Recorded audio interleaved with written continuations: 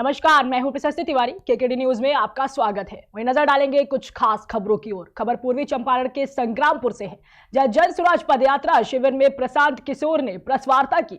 इस दौरान बिहार में पत्रकारों के हालात पर पूछे गए एक सवाल के जवाब में उन्होंने कहा कि आज बिहार में पत्रकार अपना दुख दर्द छोड़ के सबका दुख दर्द लिखते हैं। वहीं पत्रकारों के लिए जो व्यवस्था दूसरे राज्यों में है वो बिहार में नहीं है। जैसे अगर किसी पत्रकार को लोन लेना हो तो बैंकों में आपके लिए सुविधा नहीं है। अगर मान्यता प्राप्त पत्रकारों के लिए सरकार खुद गारंटर बन जाए तो पत्रकारों को बहुत ज्यादा सुविधा मिल जाएगी। वहीं दूसरा, सरकार चाहे तो पत्रकारों और उनके परिवार को बीमा दे सकती है ताकि चिकित्सा से जुड़े भार पत्रकार के सिर से कम हो सके।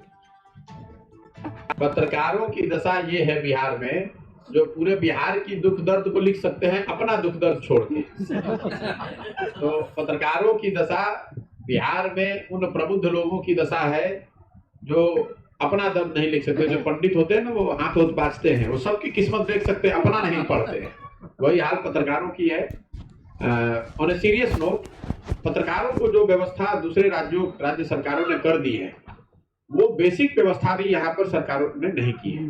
जैसे आपको अगर लोन लेना हो तो आपके लिए शायद बैंकों में वो सुविधा नहीं है। अगर सरकार एज ए गारंटर हो जाए कि भाई कम से कम एक्रेडिटेड पत्रकारों को सरकार एज ए गारंटर हो जाए, आपके पास घर बनाने के लिए, बच्चों को पढ़ाने के लिए, अपना अखबार यूट्यूब चलाने के लिए, अपने लिए रोजी रोजगार करने के लिए बैंक का जो क्रेडिट है वो आपके पहुंच से बाहर है। दूसरी बात कि जो स्वास्थ्य की एक बड़ी समस्या है, ज्यादातर जो पत्रकार हैं या उनके जो परिवार हैं उसके स्वास्थ्य की यहाँ स्वास्थ्य व्यवस्था है नहीं। तो कहीं कोई बीमार पड़ गया तो आप अपने भगवान भरोसे हैं। तो कम से कम ये दो चीज, group health insurance that includes family, माता पिता इंक्लूडेड, और ये व्यवस्था है। हम लोग जहाँ काम करते हैं, हमारे साथ जो लड़के काम करते हैं, उनको ये व्यवस्था है कि वो नहीं, उनके साथ वो, उनकी पत्नी, बच्चे और माता पिता, ये इंश्योरेंस सरकार लेकर दे सकती है। बहुत पैसा नहीं लगता। तो नमस्कार आदाब।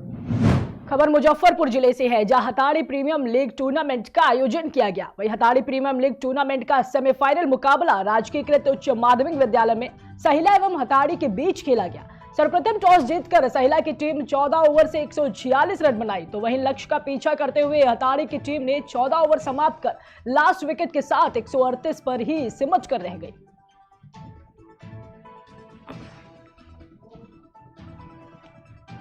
नमस्कार आदाब, मैं रास्ते आप देखना शुरू कर दिए केकेडी न्यूज। इस वक्त मैं मौजूद हूँ मुजफ्फरपुर जिला के बोचहा प्रखंड अंतर्गत सहिला हथौड़ी ग्राउंड में, जहाँ से देख सकते हैं काफी लोगों में खुशी का माहौल है। हर साल की भांति इस साल जो है 8वां प्रीमियम लीग खेला जा रहा है, हथौड़ी प्रीमियम लीग के नाम से जाना जाता है। ऐसे में बात करें तो काफी संख्या में लोग मौजूद होते हैं और कहीं न कहीं लोगों में काफी खुशी का माहौल होता है। ऐसे में बात करें तो मुजफ्फरपुर जिला के बोचहा प्रखंड अंतर्गत सहिला हथौड़ी गाँव में मौजूद है और देख सकते हैं काफी जर्जर स्थिति जो है। हथौड़ी काफी पुराना इस क्षेत्र का यह विद्यालय माना जाता है, लेकिन इसमें कहीं से कोई भी विधायक या फिर प्रतिनिधि की नजर नहीं आती है। कहीं ना कहीं बात करें तो लोगों में काफी जो नाराजगी देखने को मिल रही है।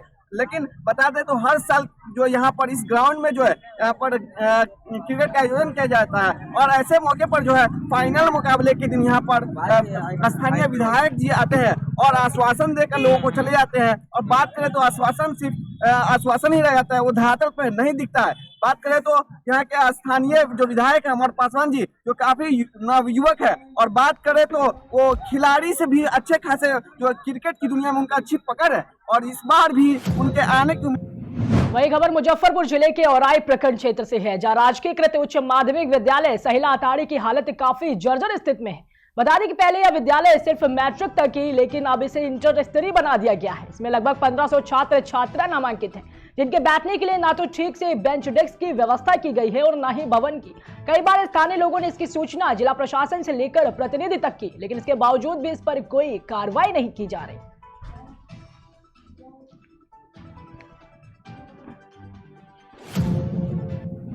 खबर पश्चिम चंपारण से है, जहां अंतरराष्ट्रीय न्यास स्वरांजलि सेवा संस्थान द्वारा गरीबों और असहायों के बीच कंबल का वितरण किया गया।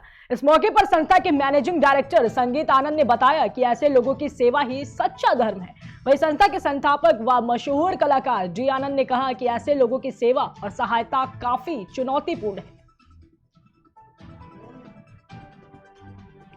के मौसम में हम सभी घर के अंदर रहते हैं, वैसे लोगों के बारे में सोचिए जिनका ना कोई आशियाना है, जो बोल भी नहीं सकते, अपनी भावनाओं को व्यक्त भी नहीं कर सकते। लेकिन ऐसी एक संस्था है भारत नेपाल सीमा पर, स्वरांजलि सेवा संस्थान के माध्यम से 14 नवंबर 2012 से ऐसे लोगों को हर दिन सुबह शाम घूम घूम कर भोजन देना, ठंड के मौसम में गर्म कपड़े और कंबल देना। आइए मानवीय संवेदनाओं को समझें और ऐसे लोग जो लावारिस, दिव्यांग हैं, विक्षिप्त हैं, मानसिक बीमार हैं, ऐसे लोगों को इस ठंड के मौसम में राहत दिलाने की कोशिश हम कर रहे हैं। स्वरांजलि सेवा संस्थान से जुड़े सभी लोगों को हम बहुत खबर सीतामढ़ी से है, जहां सीतामढ़ी के रीगा मिल चौक पर हुए सड़क हादसा का एक सीसीटीवी वीडियो सामने आया है, जिसका एक बुजुर्ग के ऊपर ट्रैक्टर ट्रॉली चढ़ गई। वहीं आनन फानन में उसे स्थानीय लोगों के द्वारा अस्पताल में भर्ती कराया गया है। हालांकि बताया जा रहा है कि उन्हें चोट तो काफी लगी है, लेकिन वह अभी खतरे से बाहर है।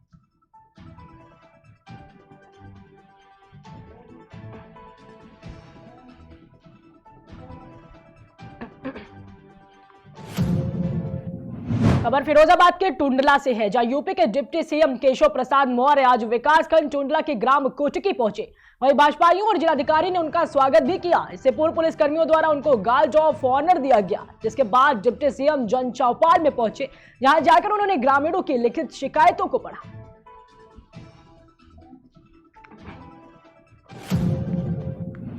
खबर फिरोजाबाद से है, जहां दो पुलिस फरार चल रहे 2 इनामी लुटेरों को गिरफ्तार कर लिया है। बता दें कि अपराधी पुलिस द्वारा गैंगस्टर एक्ट में वांछित चल रहे थे, जिनके ऊपर 20,000 का इनाम भी था। वहीं पुलिस ने आरोपी को गिरफ्तार कर जेल भेज दिया है। इसके साथ ही एसपी ग्रामीण ने 20,000 के इनामिया को गिरफ्तार करने वाली टीम के कार्य की सराहना करते हुए उनका हौसला बढ़ाया। देखिए, इंस्पेक्टर सिकोहाबाद की टीम ने 2 इनामिया अपराधी को अरेस्ट किया है। जैसा कि आप सब लोग जानते हैं, डीजीपी महोदय के आदेश से जो इनामिया अपराधी हैं उनको गिरफ्तार करने का मुहिम चल रहा है, अभी अभियान चल रहा है। उसमें सिकोहाबाद को सफलता मिली है।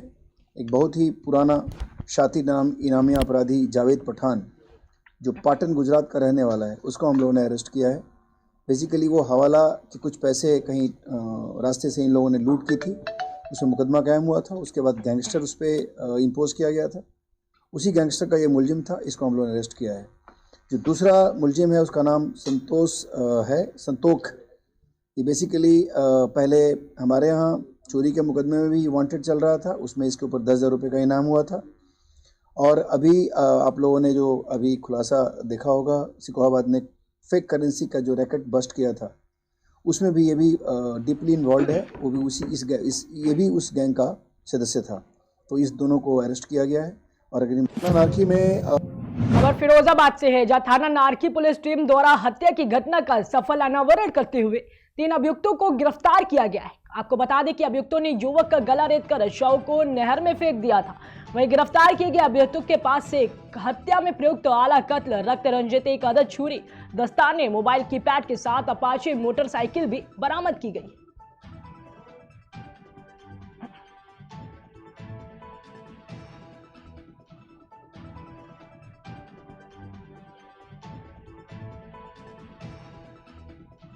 नारकी में 8 तारीख को एक डेड बॉडी मिलने की सूचना मिली थी। उसके बाद तत्काल मौके पर वहां नारकी एसएचओ की टीम गई और मौके से जो विधिक कार्रवाई की गई। उसके बाद डेड बॉडी की पहचान हुई।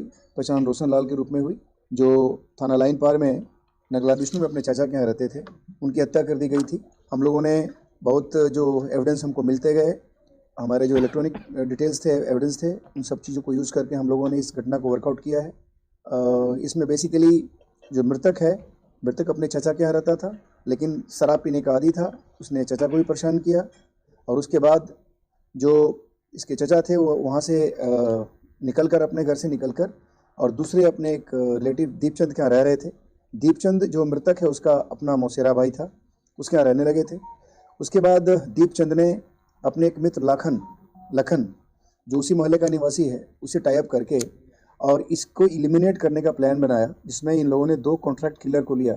एक प्लान के तहत इन लोगों ने मृतक को पहले दारू पिलाई, उसके बाद उसको लेकर के बाइक पर वहाँ गए, उसके बाद उसकी गला रेत कर हत्या कर दी और वहीं पे जौंदरी के आसपास ही राजवाहे में इसकी डेड बॉडी को फेंक दिया। ये घटना पूरा वर्कआउट हो गया। इसमें से 3 लोग अरेस्ट हो चुके हैं।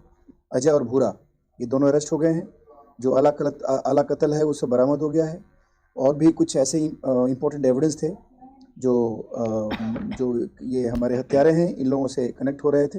उसको भी हम लोगों ने उसमें वहाँ से रिकवर किया है और बाकी अग्रिम विवेचनात्मक। खबर फिरोजाबाद से है, जहां थाना मटसेना पुलिस द्वारा 8000 लीटर शराब को नष्ट कराया गया। वहीं वरिष्ठ पुलिस अधीक्षक फिरोजाबाद द्वारा जनपद में थानों पर जब्त किए गए माल के निस्तारण हेतु चलाए जा रहे अभियान के तहत अपर पुलिस अधीक्षक नगर के पर्यवेक्षण एवं नायब तहसीलदार सदर व क्षेत्राधिकारी सदर की अध्यक्षता में शराब को गड्ढा खुदवाकर नष्ट किया गया है। आपको बता दें कि 17 मुकदमों से संबंधित कुल 8000 लीटर देशी शराब बरामद की गई थी। वहीं अपमिश्रित शराब जिसकी अनुमानित कीमत लगभग 40 लाख रुपए बताई जा रही है।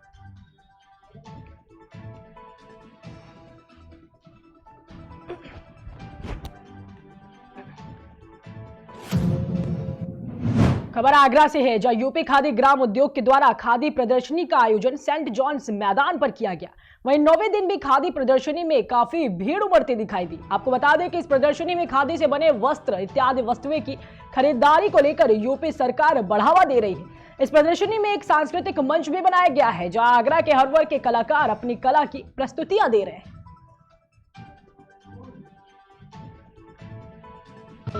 मेरा नाम अंशु वर्मा है। अंशु वर्मा जी, आपने डांस कराया है, कितने गानों पे डांस कराया है, क्या कहना है? 3 या 4 सॉन्ग है, मिक्सअप है सॉन्ग, और हमारी संस्कृति को ध्यान में देखते हुए करा। मैं अपने राष्ट्र के ऊपर सॉन्ग में डिसाइड करके वो डांस हमने आपके सामने करा। और मोना मैम ने हमें डांस सिखाया था और वो हमें 7 साल से डांस सिखाती हुई आ रही हैं और उन्हें हमें ये गोल्डन अपॉर्चुनिटी वही देती हैं अक्सर। और बस रुकते एक छोटे से ब्रेक के लिए, जल्द हाजिर होंगे।